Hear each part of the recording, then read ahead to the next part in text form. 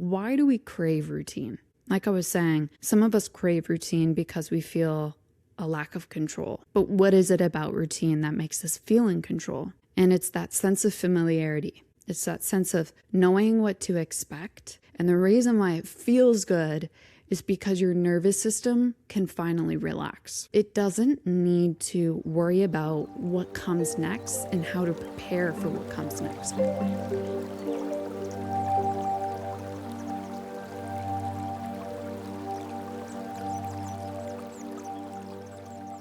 Hello, and welcome back to another episode of the 20s Detox. I'm Bianca, your host, where we dive into all the things that I'm learning and unlearning in my 20s to elevate this decade. If you're listening on Spotify or Apple Podcasts, make sure to follow along.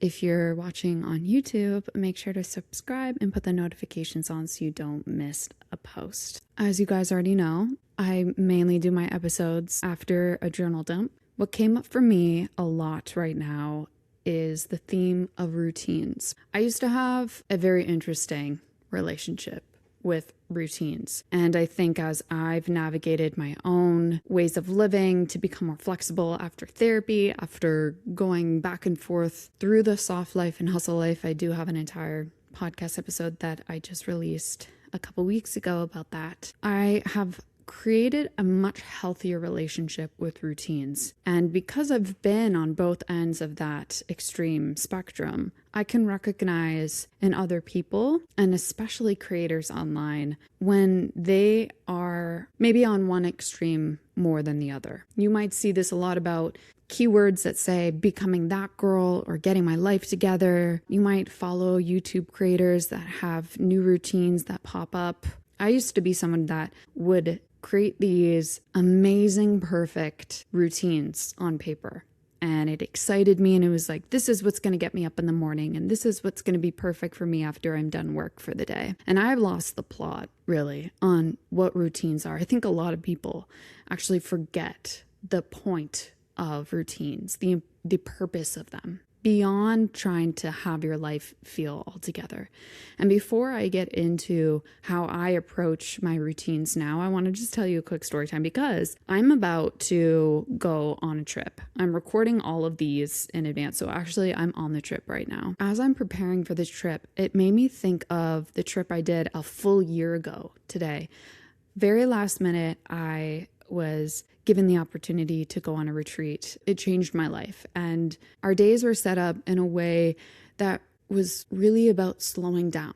Okay. Like there was no get up at the crack of dawn to do yoga. Like, no, we did that at like 9 a.m. so we could sleep in. We had a lot of free time. We had co-creation workshops, which means that a lot of the time that this host of the retreat creates our workshops, it's also around who's showing up and the types of people that are coming. And I was on this retreat, I was talking to one of the girls who I was becoming close to, and she was saying like, I actually have been like having a really hard time I wasn't expecting myself to feel this way on this retreat. But I think it's because before this trip, I would wake up at this time, I would have my green smoothie, I would do this, I would do that. I'd have this routine. So like having my routine all shaken up has kind of affected me in the ways that I feel about myself. And I'm feeling a bit more insecure. I'm feeling a bit more in my head, and it's frustrating me. And one of the things that I told her that I had learned was sometimes when we have been feeling really out of control of our lives, maybe it's just that season in our life when a bunch of uncertainties have happened, things are kind of falling out of control, let's just say. You are not able to control a lot of things that are happening to you. It's natural to start to feel a little bit out of control with your life. And so what can happen is we latch on to what we do have control over. And for the most part, those are our routines. So when you are placed into a situation when our routines are out the window, and you already were experiencing a lot of uncertainty in your life, no wonder you're like craving for that again, because your nervous system is dysregulated. And I want to just like pause for a moment to have you reflect on a time when you might have been going through these cycles in your life of trying to find this perfect routine And you might have followed a lot of YouTubers that talked about it and also might have emanated that type of energy. And I think deep down, but something isn't working here with this way that I'm approaching routine. It feels good when I can check everything off, but it is almost debilitating and makes me feel even worse about myself when I might mess something up that day. One day when I had gone through years and years of that cycle, years of trying to find the perfect routine, would stay up a little bit too late, making it look all pretty in my notes app and checking it off on what would happen in the morning when I would do something in the afternoon, or my evening routine or my workout routine. Something clicked in me. I threw routine out the window. Like I just had zero routine. And that also didn't feel good, because I felt a little bit out of control. And here's the balance that I was starting to realize. Why do we crave routine? Like I was saying, some of us crave routine because we feel a lack of control. But what is it about routine that makes us feel in control? And it's that sense of familiarity. It's that sense of knowing what to expect. And the reason why it feels good is because your nervous system can finally relax. It can drop somewhat into a parasympathetic nervous system, which is the calming nervous system, because it doesn't need to worry about what comes next and how to prepare for what comes next, because you know what it is. That is the beauty of routines. That is the actual purpose of it. The thing about that is when you go for the approach of, I am doing this to regulate my nervous system, then you no longer attach to how it looks, but more about what those activities are making me feel like. When you approach it that way, you'll notice that you're kind of in this in-between of being that very put together, organized routine list maker. And also at the same time, you might be going with the flow, especially if you are somebody with a uterus and your hormones change on a daily basis. You might need to sleep in a day. You might not be able to make it to your 6 or 7 a.m. workout. You might also have a completely different chronotype in the sense that you actually function better in the evening, or you have a better time getting yourself in the mood for workouts that might be in the mid-afternoon than right in the morning or right at night. I think the first thing I'm going to tell you right away is because of that, we really cannot follow another person's routine. And also, I can almost guarantee you that that person that you follow on YouTube that is creating like the that girl routine or the ultimate morning routine, ultimate evening routine, they are going to change that in maybe 6 months or a year, because just following a routine so specifically to the point where you can't even budge from it is kind of losing the sense of that routine in the first place. Because now you're not even allowing yourself to relax. You're not even allowing yourself to reap the benefits of what that routine was put in there in the first place. You know what's also just as common as wanting to latch to something out of a sense of like you feel out of control is your desire to rebel when something becomes too rigid. Your desire to sabotage the situation when you feel like you're doing it out of duty, even if you've put it on yourself. And that's why sometimes our routines don't stick and they don't work. What my routine used to look like when I was 22, 23, that's when it was like super peak, like I need my routines to be perfect or I can't function era.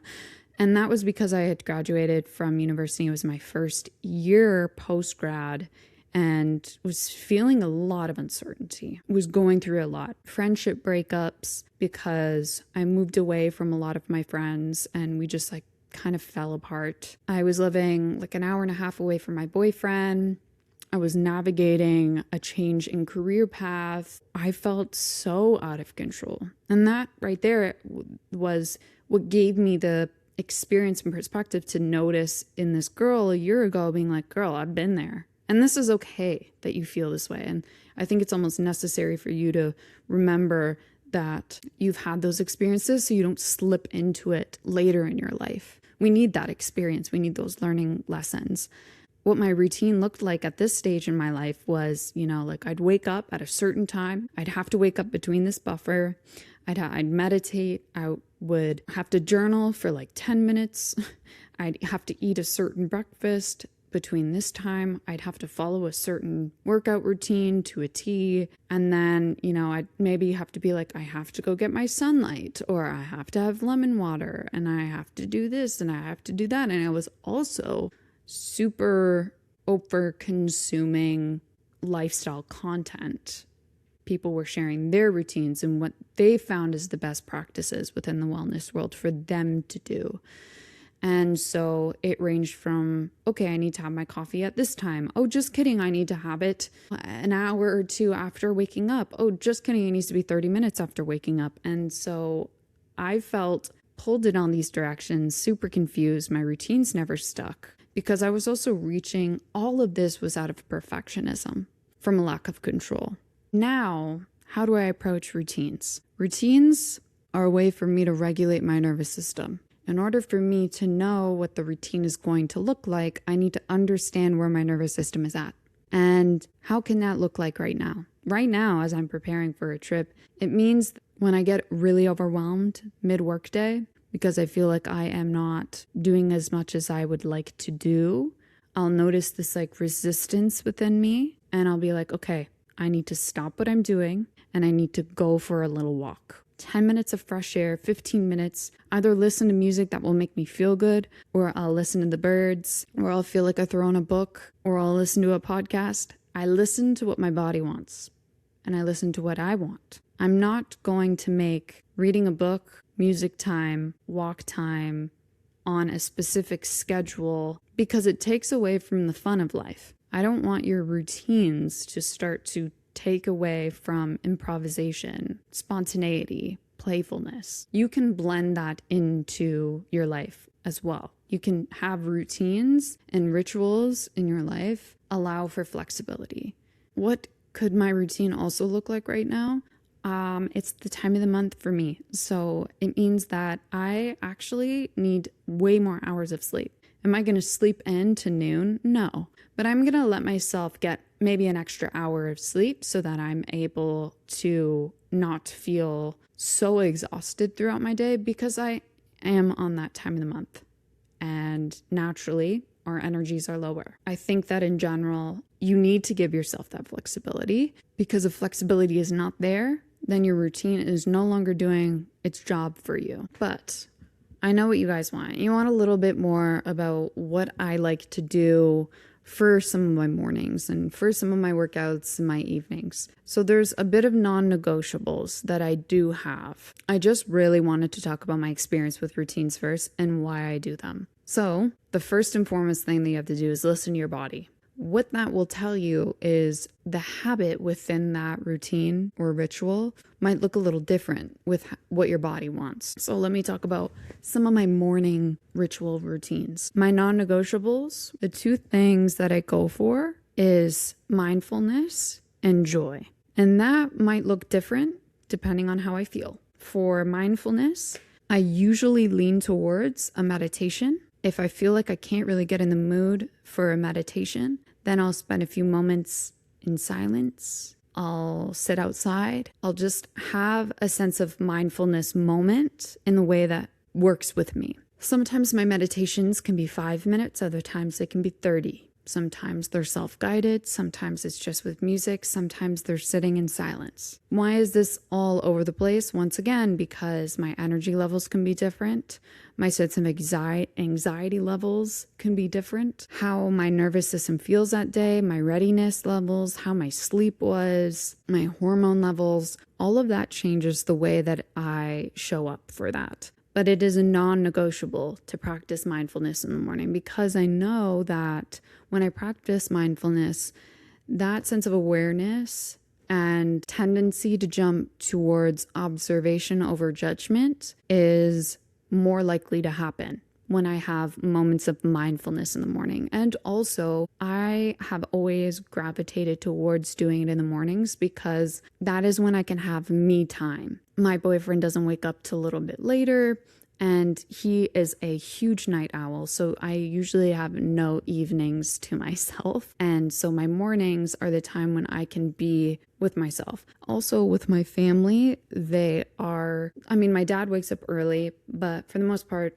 my mom's a night owl, my sister's a night owl. They're going to be up later. It's louder in the evening. And so I don't really have the opportunity. Another way that I like to practice some mindfulness, I'm really, really, really trying to get into this, but I have a hard time with it. And it's journaling. I don't know what it is. Actually, I do know what it is. It's hard for me to stay still, and journaling does not come naturally to me, so it takes some time. I don't always find that I have the time before a workday, or I make the time before a workday for me to journal the way that I would like to. I want to do like the morning pages. That can take me upwards towards like 30 to 45 minutes in the morning. I don't know if it takes you less time or whatever, but it takes me that much time. And I sometimes find myself not having the opportunities to be able to do that before I have to get into work. So I am navigating that. I know that a lot of those I put on myself. Like I could just show up. I could do it in a different way. I could have lower stakes. I have to try and get in a better mindset about journaling in general. So that's something I'm working on. Okay. But there are some times once a week that I will have this desire to sit down and journal and do the morning pages. So that is another type of mindfulness, to have myself become even more aware with my inner voice and kind of unlock some more creativity and have a sense of catharsis of things that have been on my mind. So journaling is also really great for that. The other thing that I have that's a non-negotiable in my morning is joy. One thing that gives me so much joy is my coffee ritual. I love coffee. I have a traditional espresso machine. I grind up the coffee beans in the morning, froth my milk. Sometimes I put a slice of like 95% chocolate in my coffee mug. I even have a little mug that I've made in a pottery class. I'll like put on powdered cocoa powder on top or cinnamon, and all of that gives me like a really great sense of joy. I kind of have this joke of the fact that it's the reason why I get up in the morning is my cup of coffee. It's not going for that like caffeine boost. I love the taste of espresso. I also find that it's a really special ritual for me. Like it gives the process of it gives me joy. When I got the espresso machine, I thought that I would find the whole act pretty tedious because it takes some time. Like you have to make sure that the espresso, whatever that thing is, device is cleaned, ready. You need to make sure that your coffee beans are grinded up properly, making sure it's spaced out right. You need the water level to be right. Frothing the milk can take some time and some sort of craft. I haven't yet gone to like making cappuccino art or latte art, but I'd like to reach that point. I think that would be kind of fun. Anywho, I thought it would be tedious, but I found that it was something that was kind of a crossover between joy and mindfulness, of just doing that every morning, and I enjoy it. So that's something that gives me joy. Another thing that gives me joy that I think some people would have, some people that are like hardcore routine, that girl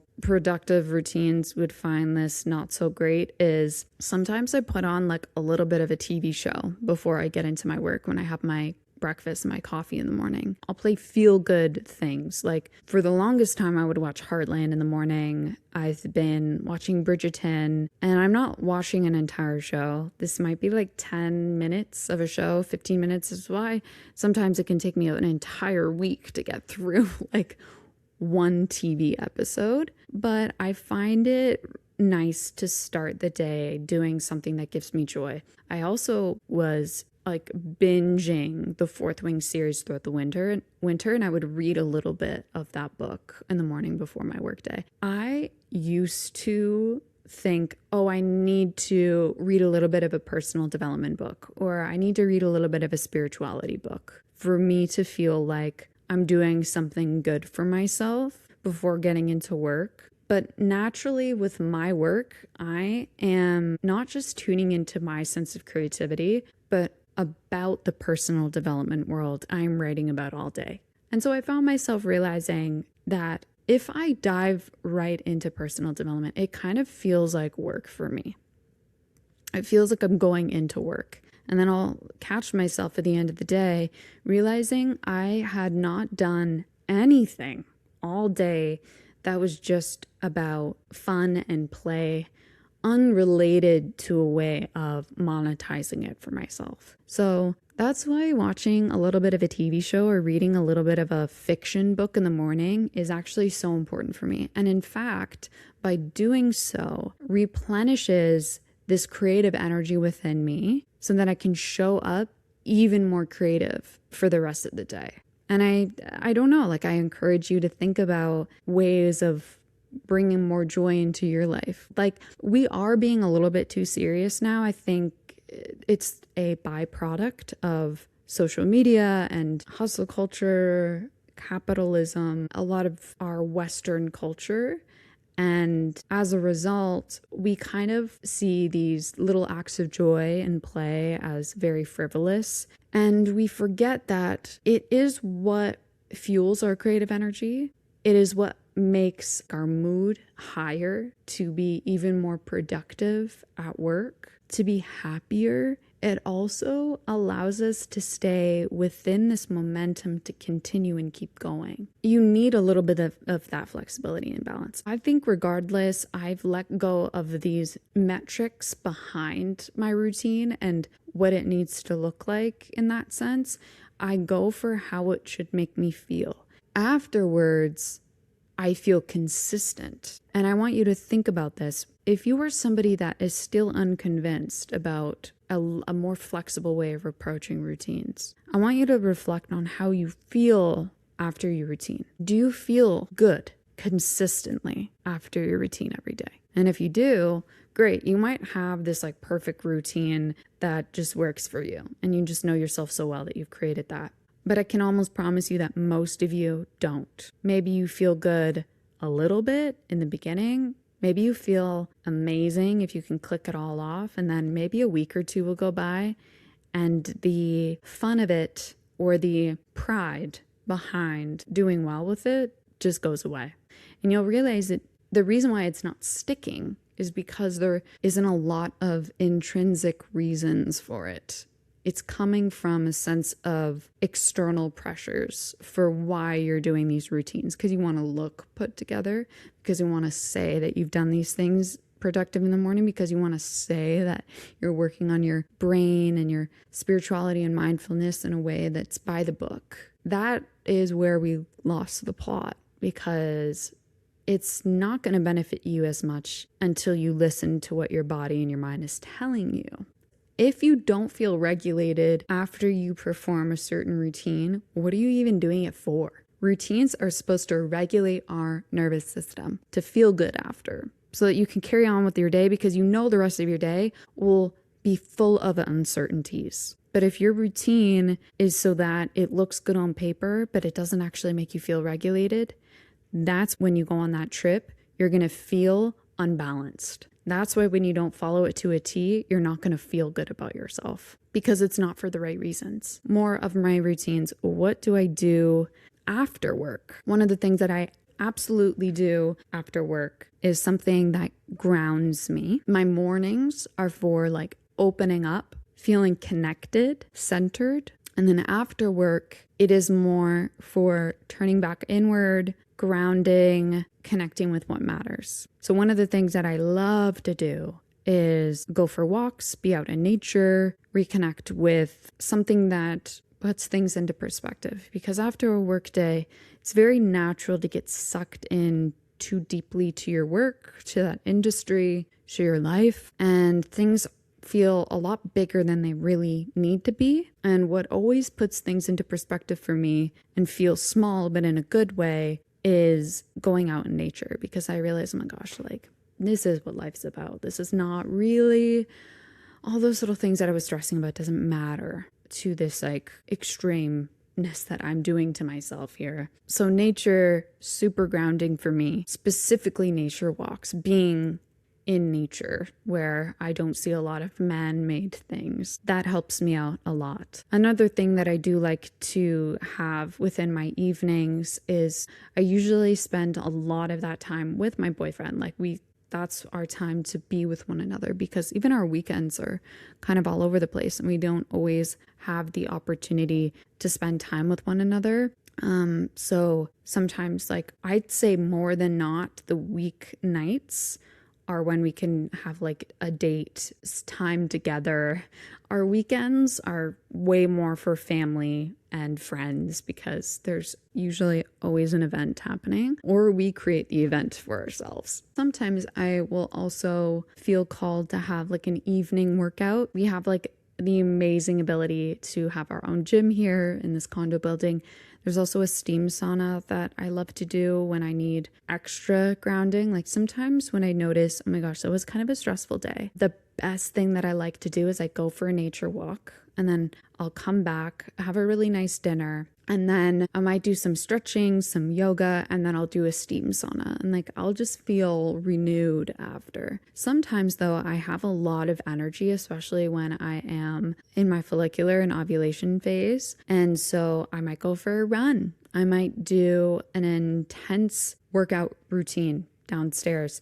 I personally, just with my schedule, morning workouts just don't work for me. I have too many people texting me about things that need to get done. I'm not an early morning riser. And so my mornings are not really for intense, energetic things. Workouts happen afternoon, early evening for me. So occasionally I'll find myself pulled to want to get a little bit more energy out and do a workout routine. I will say something about my workout routines. I go by the quarters and I will change my workout routine quarterly, especially in the wintertime. That is when you're eating heavier foods, more comfort foods. It's darker out. So naturally I'll feel more pulled to lifting heavier, doing less cardio. I'm building the strength there because our foods in general, it really gives bulking season. Cardio doesn't really fit as easily into there, although I do try and do that for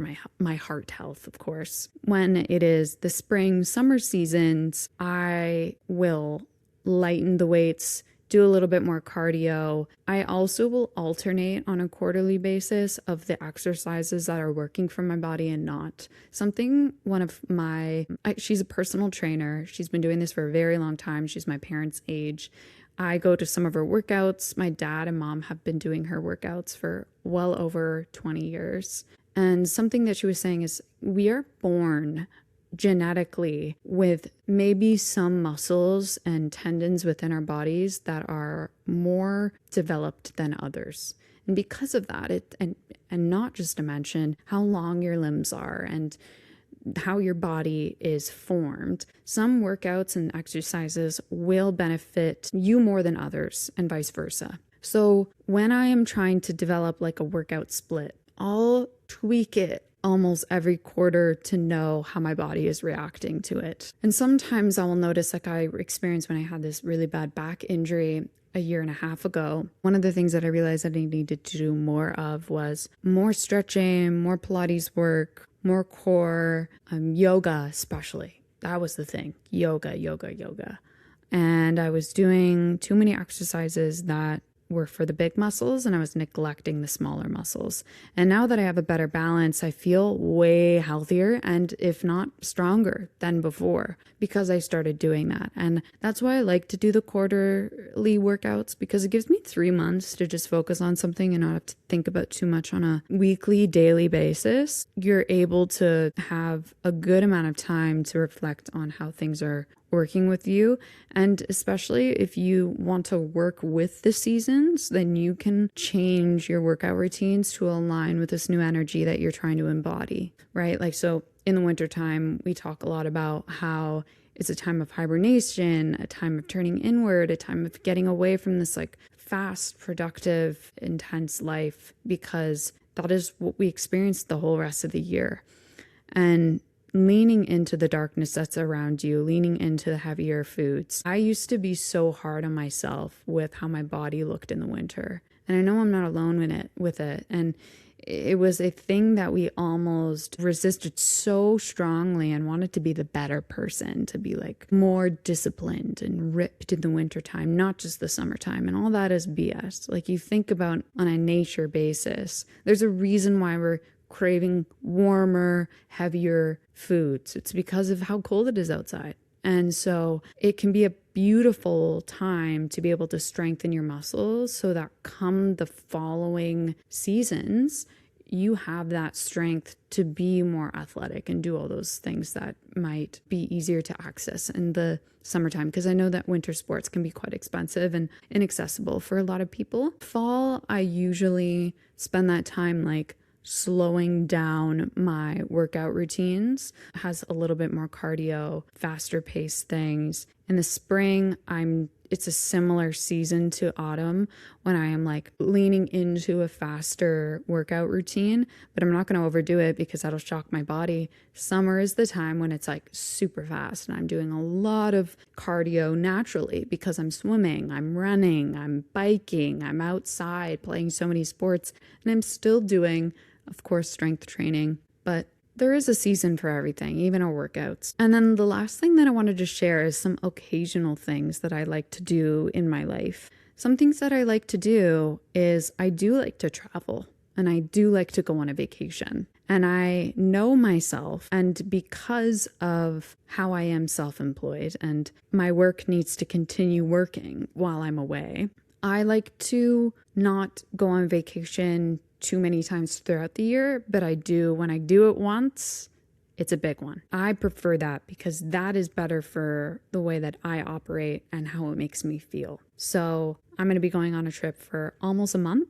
And because of that, I'm going to be having a bit of a time away from active work, but it will allow me to replenish some creative energy with some things that I really, really want to jump into for the summertime. Other things that I have been very much leading towards, because like a huge part of my job is with social media, I try and stay off of social media on the weekends and reconnect more with what matters. It can be really uncomfortable to be off your phone when you're so used to that stimulation, but when you have 2 days to reset your nervous system in that way, it really helps you throughout the rest of the week when you are dealing with difficult things at work, when you do want to sit down for a meditation, when you do want to step away from the work, or when you want to lock in on something and not feel distracted. Having times where you are like disconnecting from stimulation, specifically technology, getting your hands a little dirty, gardening, or going for a longer nature walk, going camping, spending time with friends, family, not bringing your computer, just being present with them. It's a really, really great reset. And that's another thing that I like to do. Family is so important to me. So I do try and see my family as much as I can, specifically my grandparents, because I know that I'm not going to have as much time with them as I would like. And there's the chance that they might not last another year or 2 or 3. So I want to make sure that I'm not regretting those opportunities that I can to just spend like an afternoon with them. I think maybe what you could also think about is like your values in life. What are they? And how often are you prioritizing that? Because it can be the reason why you feel angry, resistant, anxious, sad, disconnected, maybe because your values are not being valued. They're not even being acknowledged. And how can you do that on the weekends? How can you spend more time on the weekends or on the times when you have opportunities to focus on them? Because more than not, doing what you value also will reset your nervous system and it will allow you to continue with your day. So yeah, I feel like I've rambled a lot on routines. I'm just going to summarize a few things about this episode so that you kind of just get it right here in the cliff notes. One of the things is if you are feeling drawn to being super strict with your routines, I want you to think about what is happening in your life that is making you feel out of control for you to do that. Right there will let you know a little bit more about your tendency to want to latch towards these routines. The second thing, I want you to think about, what does your nervous system need? Because we're not going to be able to control a lot of, if any of these uncertainties. We're not going to be able to control anything that is outside of our control, making you want to latch to these routines. But we know how to respond to them better. And it's not by making a really strict routine list. And, if you don't follow it to a T, then things are even worse than they began. Think about what your nervous system needs and give yourself permission for it to look a little bit differently than any other routine out there. If that includes watching 10 minutes of a show in the morning, working later so that you can have a longer morning to yourself. On the weekends, what can that look like for you? And if you are a bit confused of what can regulate your nervous system, two things that I always lean towards is, what is going to make me feel grounded? So that can lean towards mindfulness practices, meditation, journaling, going out in nature, things that make you drop into your body. That can also be playing an instrument, singing. And the second thing is, what is going to evoke a sense of playfulness and joy? So that can look very differently from people. That can also cross over towards some mindfulness practices, like making your coffee in the morning, like playing an instrument. So whatever that might look to you, I think that is a better way to make you navigate this uncertainty, because you're going to make sure that you're doing things for you. Your inner child is going to be happier. You're going to feel more replenished there, and you're going to be able to tackle these uncertainties throughout your day with a lot more grace. And lastly, I want you to not jump back into this sense of rigidity again by choosing these things that will make your nervous system feel regulated and saying that they need to look a certain way. So if it is a sense of mindfulness and you're going to decide on meditation, that meditation can look differently. It can be 5 minutes, it can be 10 minutes, it can be 30 minutes, it can be self-guided, it can be not self-guided. And all of that is okay, because we're not going for what it looks like. Once again, we're going with how it makes you feel. Have that flexibility. Make sure it connects with what the purpose of routine is in the first place. It's familiarity and regulating your nervous system. That's all it is. That's really the point of routines. The point of routines is to make you feel more grounded in your life, because everything else is a free-for-all. I think I yapped on this enough. If you are feeling this pull towards seasonal living, I know some of you are feeling this pull towards seasonal living. I talk about it a lot. And if you resonated with a few things within this, where you noticed you have these perfectionist traits and you go to the rigidity type of routine list, then maybe living seasonally is what you need. And I have an entire guide out, a workbook. It's divided into 4 different parts, aligning with the fiscal quarters and seasons, so that you're able to have a new, fresh approach to every single quarter in a way that allows for flexibility, but also structure at the same time. So it's the best of both worlds. It's essentially trying to have you find your sense of inner balance. One of the things that as I'm working on being a health coach myself, is protecting one's autonomy. I'm not going to tell you what it needs to look like in your life. You know what it needs to look like.